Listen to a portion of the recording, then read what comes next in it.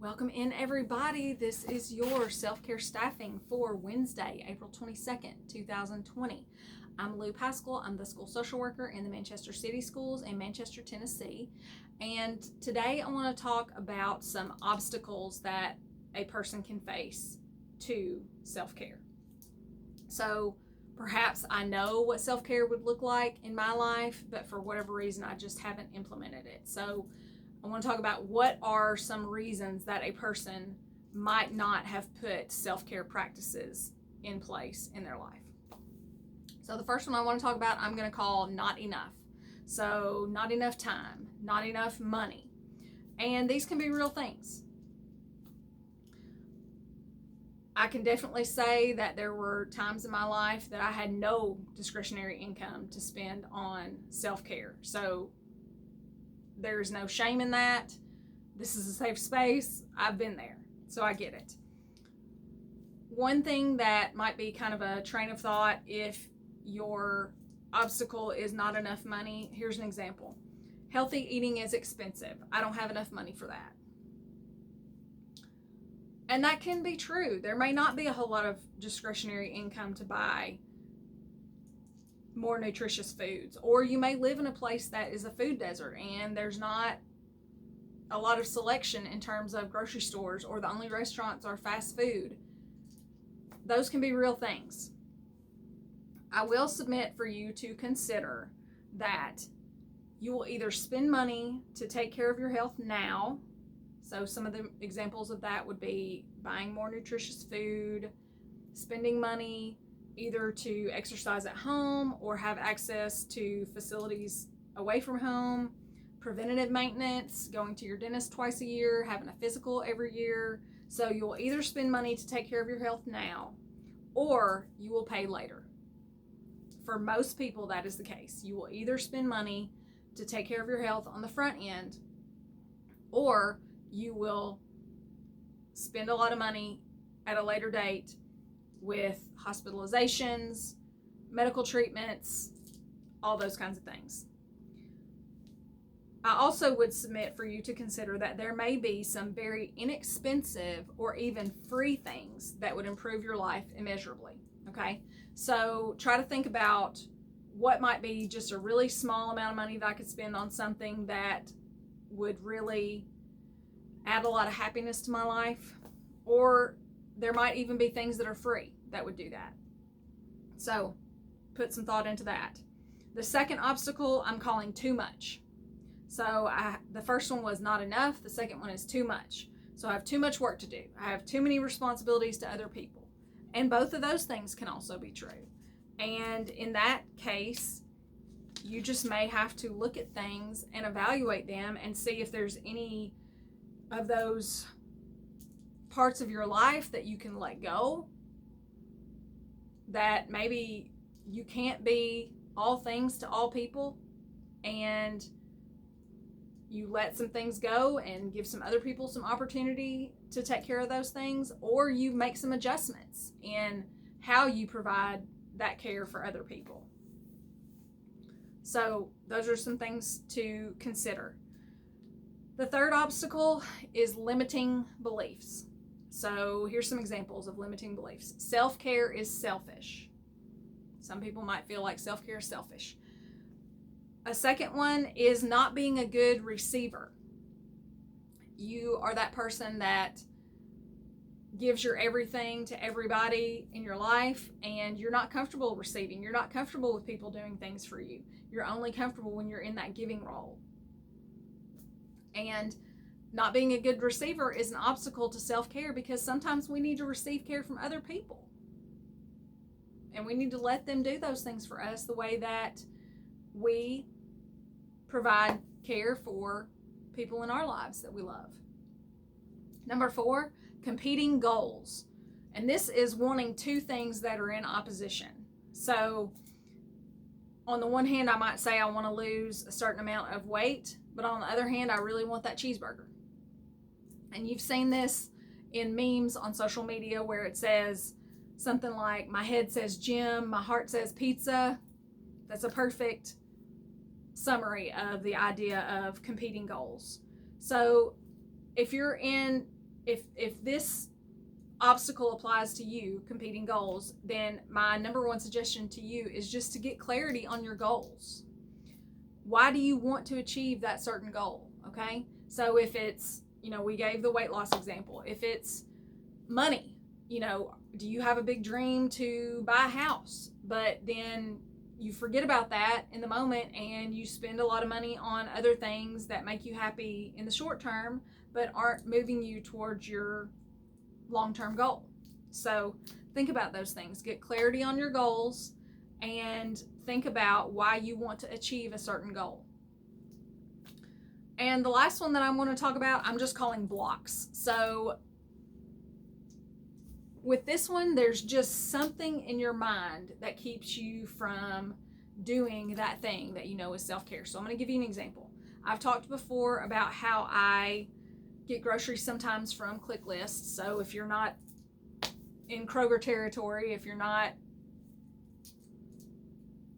eligible for ClickList, it could be some other grocery pickup service, grocery delivery service, whatever, whichever one you use. But for me, it was ClickList. And I just found that I was so frustrated with everything that went along with getting groceries every week, especially when I was in a situation where I was buying groceries for my house and also groceries for family members who couldn't go to the grocery store.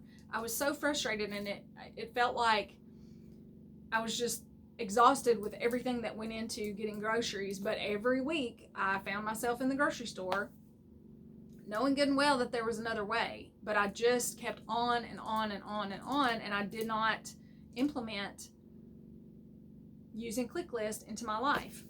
So why didn't I do that? Well, I thought about that. One was that I just hadn't ever done it before, and I wasn't comfortable with the website. I wasn't comfortable with the app. So I just kind of started talking to people that I knew that did it, and they kind of gave me the rundown on how that worked. The other one was that I was uncomfortable being waited on by the Kroger employees. Again, not a good receiver. It made me nervous to think about me sitting in the car while they were loading up my groceries. That was a big part of the block for me. So what I did to address that is I actually set it as a goal. I set it as a goal to try ClickList.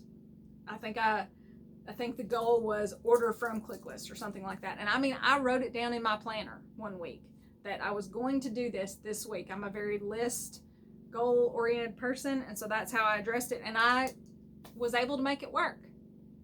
And I really liked it. And I know we've talked about this before too, that's one of the things that's so fascinating to me, is that there are things that we know or we suspect that we would really like if we ever tried them, but for whatever reason we just don't. And it's fascinating to me how long we'll wait to try that. And you hear people that have done different things and they say, I wish I would have done it 10 years ago, but we just, for whatever reason, never work up to trying that thing. And then once we do, it really enhances our life. So that was number 5, was just blocks, different kinds of blocks. So I have some self-care check-in questions for you today. So what is one thing that you would like to do for yourself that you haven't implemented? What is one thing that you would like to do for yourself that you haven't implemented? Number 2, what is the obstacle that keeps you from making that thing a part of your life? What is the obstacle that keeps you from making that thing a part of your life? And number 3, what is one step that you could take today to overcome the obstacle? So I'm going to answer that. For me in particular, I have a particular work task that I want to do a little bit differently. And I need to print, and I was working on it earlier today, and I'm having trouble formatting it to print the way I want. But I know if I can ever get everything lined up and start working in this way, that it's going to save a lot of time for me. It's going to be great.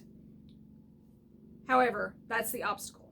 So the thing that I want to implement is trying to do this work task in a different way. The obstacle is I'm having trouble getting it printed the way I want it. And what is one step I could take today to overcome the obstacle? I took a break from that to do this video, which sometimes you just need to walk away. Sometimes you just need to take a break. And I'm going to go back and work on it some more. And I may take a different approach to getting it done, to get it solved. But that's what I need to do today to overcome that obstacle. So here's what I'm leaving with you today. I've got 2 quotes. Here's the first one. The one thing you can control is how you treat yourself. And that one thing can change everything. And that was a quote that I saw online, and it was attributed to a lady named Leanna Tankersley. Here's the second one. You are far too smart to be the only thing standing in your own way. I'll say that one again because it's really good. You are far too smart to be the only thing standing in your own way. And I found that one on Pinterest, and it didn't have the name of the person who said it, but I thought that one was really good. So the video for today is somewhat funny, but more of like food for thought, and it's called Life Priorities, How Priorities Matter in Life, and it's sort of a little animation. So I will put that in the comments for you.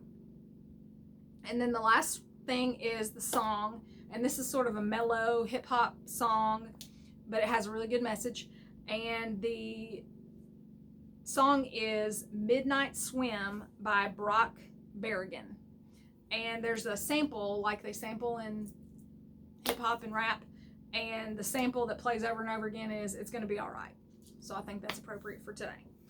So, if all hearts and minds are clear, I will see you guys again tomorrow, and I always appreciate you watching these videos, and hopefully you can take something that you got from this video today and implement it, and that'll be a way for you to practice some self-care. Thanks.